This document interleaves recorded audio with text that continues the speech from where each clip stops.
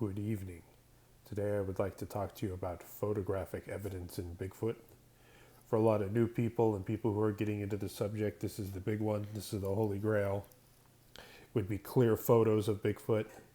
Now this is a Todd Standing picture you see in the background here. This is a good representation of what Bigfoot looked like. I'm not going to comment on this one's authenticity. This one's very controversial, but I just wanted to use it as a background photo for the moment. We're going to look at a number of photos today, and I'm going to give you what I think and what I think the story is and why it's so important to us, because we can collect footprints all day long, scat, DNA evidence, tell stories, but the one we want to prove to the world is a very clear photo or video. Now, there's a lot of talk that the government will never let that happen because there's so much tied up in keeping these creatures secret and as a myth. So one of the first real pictures I want to take a look at here is the Beast of Seven Shoots. Now, a lot of people see a snout with a protruding brow and what looks to be the hind end of a dog being carried off. Very scary. It's a real photograph. I think that's an authentic one. This one here of a reported gugwe or a face eater, very baboon-like pronounced in there. I like that photo a lot too. Now, then there are a lot of other photos that are very ambiguous, like, okay, there's something there, but what is it? Is it a trash can? Is it a bear? And then you get into other photographs that look like they're snippets of films or some school project or something where it's like, yeah, that's a freaky picture, but that's not a Bigfoot. And then you get other ones that are just blatantly the $60 eBay Bigfoot costume. At least they didn't put it way out in the open. And then you get the other examples of, wow, it sure does look like a Bigfoot. Everybody check out this. And then I think it gets debunked as a log and then undebunked and then re-debunked as a stump somewhere. And then you get pictures like this where it's like, I'm pretty sure that's a guy in a suit, but it's so far away and blurry, and that's what's frustrating to some people. And then when you're looking around the internet and you're looking for good Bigfoot photos, and it looks like here's one peeing, or a guy in a suit peeing more accurately. And then for all the stuff out there, the junk, you come across something that's like, okay, what is that? I can kind of see a head and shoulders, and it looks very wide, and there's a story to go along with it throwing rocks, and you get something like this that's like, okay, that looks like CGI or something, but I'm not sure. But then you get something like this where it's like, okay, this is like that other photo that we saw back there of that standing on a log, like that looks real. That looks real to me. It might not be, but to me it does. I'm convinced in that photo. And this picture is a very clear photo. I've heard people tell me it was a bear. I've heard other people say, oh, it was a silverback gorilla.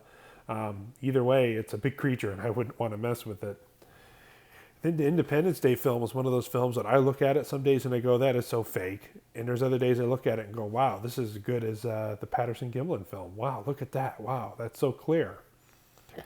And then you get other ones that are ambiguous again, like, well, it's definitely a figure, and you don't know what to make of it. So for me, when people ask me, I want clear video, or I want a clear picture of a Bigfoot, when is it going to happen, or can I see it? I say it's already happened. It happened 50 years ago. And to a lot of you, this is no surprise. If you're hardcore about Bigfoot, you know about it, you know about the Patterson-Gimlin film. And it's really interesting to me how people who are asking me about this subject or are curious or kind of into it but kind of not, they say, hey, wasn't this proved or debunked as a fraud or a fake or as a guy in a suit?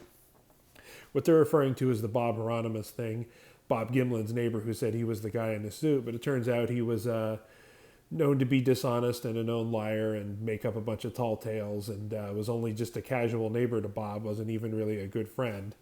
And if you've ever met Bob Gimlin in real life, you can tell the probably never told a lie. The only lie he probably ever told is when he didn't like somebody's cooking, and he said he did.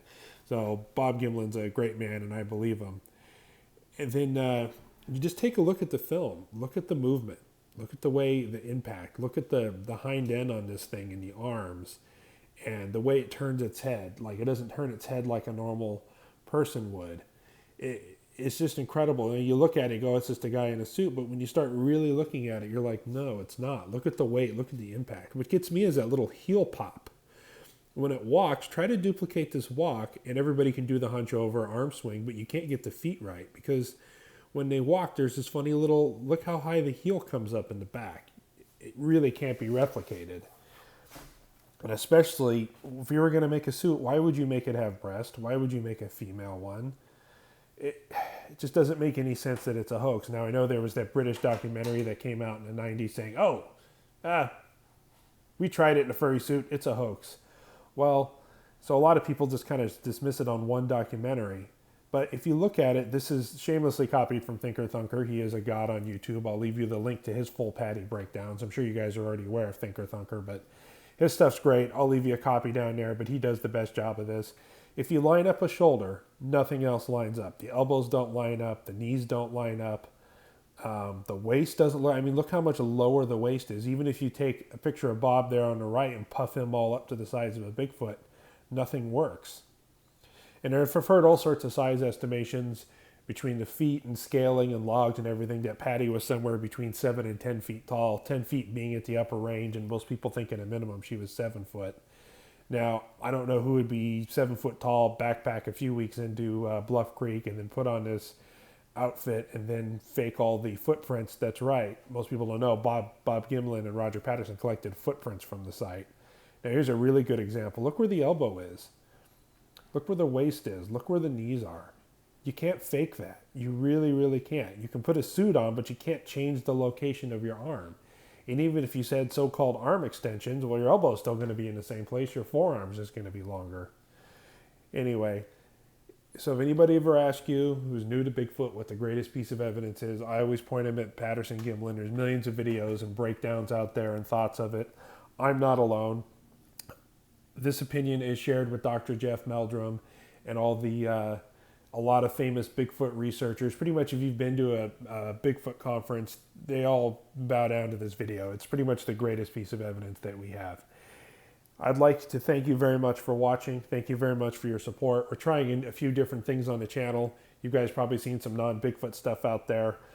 So please like and subscribe. I'm going to do Bigfoot videos, and I'm going to do some other cryptid videos, and then some haunting videos, and maybe even some UFO stuff, just to kind of get out there in the paranormal video. But I promise I'll keep doing Bigfoot as well. So please like, please subscribe. I got a lot more coming on the channel. Thank you very much.